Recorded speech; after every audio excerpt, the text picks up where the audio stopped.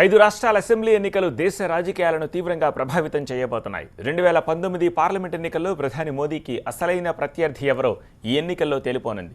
రాహుల్ గాంధీ సత్తా ఎంత, కేజ్రీవాల్ ఆప్ పంజాబ్, గోవాలో పాగా వేస్తుందా వేచి చూడాలి. అఖిలేష్ మళ్లీ గెలిస్తే మోదీకి ఆయనే ప్రత్యర్థి కావచ్చు కూడా.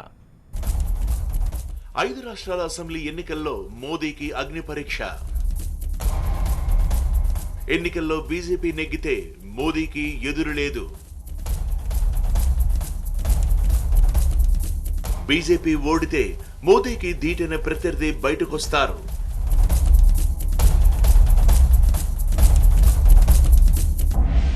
ఐదు రాష్ట్రాల అసెంబ్లీ ఎన్నికలు మినీ భారత ఎన్నికల్ని తలపిస్తున్నాయి. 2019 ఎన్నికలకు ఇది సెమీఫైనల్. చాలా మంది నేతల రాజకీయ భవితవ్యాన్ని తేల్చబోతున్నాయి. ప్రధాని మోదీ రాజకీయ ప్రయోగాలకు ఈ ఎన్నికలు అగ్ని పరీక్ష. కేజ్రీవాల్ వ్యూహాలకు అసలు సిసలైన పరీక్ష.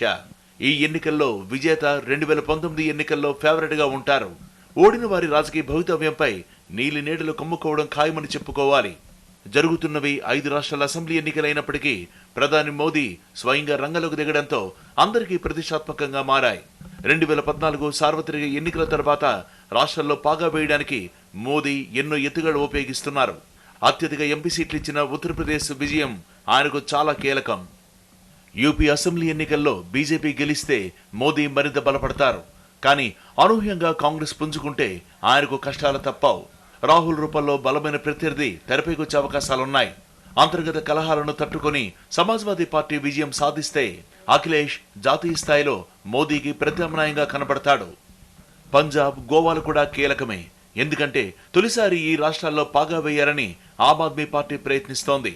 ఒకవేళ పంజాబ్, గోవాలో ఆప్ పుంజుకుంటే కేజ్రీవాల్ 2019 ఎన్నికల నాటికి బీజేపీకి చుక్కలు చూపించే అవకాశం ఉంది. మరిన్ని రాష్ట్రాల్లో ఆప్ విస్తరించే అవకాశాలు ఎక్కువగా ఉంటాయి. ఒకవేళ యూపీలో మాయావతి చక్రం తిప్పినా మోదీకి ఆమె 2019 ఎన్నికల్లో గట్టి ప్రత్యర్థి కావచ్చు. అందుకే ఈ ఎన్నికలను చాలా ప్రతిష్టాత్మకంగా తీసుకున్నారు మోదీ. యూపీ, పంజాబ్, గోవా, ఉత్తరాఖండ్ రాష్ట్రాల్లో ఎన్నికల ప్రచారాన్ని ఇప్పటికే ప్రారంభించారాయన.